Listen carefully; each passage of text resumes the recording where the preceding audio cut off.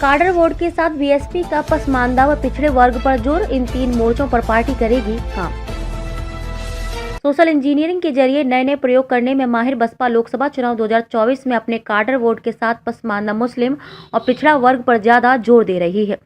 3 मोर्चों को लेकर बनाई गई नई कार्य योजना को पार्टी निकाय चुनाव में भी आजमा सकती है। दरअसल पार्टी सुप्रीमो मायावती ने अपने जन्मदिन पर कहा था कि पार्टी अब अगले चुनाव खुद के दम पर ही लड़ेगी। इस बाबत सिर्फ हसालारों को कार्य योजना भी बताई गई। यदि 3 मोर्चों पर पार्टी फोकस कर ले, आगे की राह आसान हो जाएगी।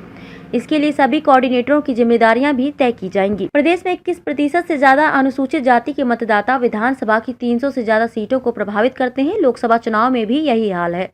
यहाँ 17 सीटें तो एससी वर्ग के लिए आरक्षित हैं। विधानसभा चुनाव में बसपा का काडर वोटर छिटका तो पार्टी मात्र 1 सीट पर सिमट गई।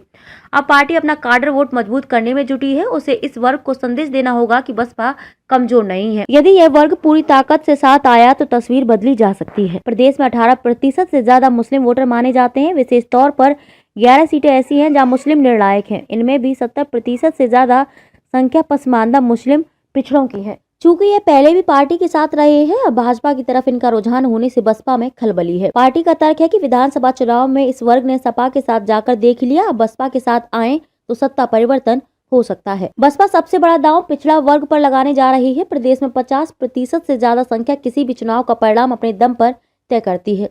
वर्ष 2014 व 2019 के लोकसभा चुनाव में भी यह देखा गया कि यदि 2007 के विधानसभा चुनाव की बात करें तो बसपा ने अति पिछड़ों पर दाव लगाकर सत्ता प्राप्त की थी। इस बार सुप्रीम कोर्ट पहुंचे निकाय चुनाव में ओबीसी आरक्षण के मामले को भी बसपा भुनाना चाहती है। कहा गया है कि सिर्फ हसालार जनता तक यह संदेश पहुंचाएं कि भाजपा जानबूझकर ओबीसी आरक्षण को लागू ही नहीं करना चाहती। नई कार्य योजना को लागू करने के लिए बसपा हर मोर्चे पर अलग अलग कोऑर्डिनेटर तैनात करने की तैयारी में है। यह कोऑर्डिनेटर इन समाज के लोगों के बीच जाकर नए लोगों को जोड़ेंगे, खासतौर से युवाओं पर फोकस करेंगे। पार्टी सुप्रीमो खुद यह रिपोर्ट लेगी कि किस समाज में कितना काम किया गया। मंडल स्तर पर साप्ताहिक व मुख्यालय स्तर पर मासिक बैठक में इसकी जानकारी देनी होगी।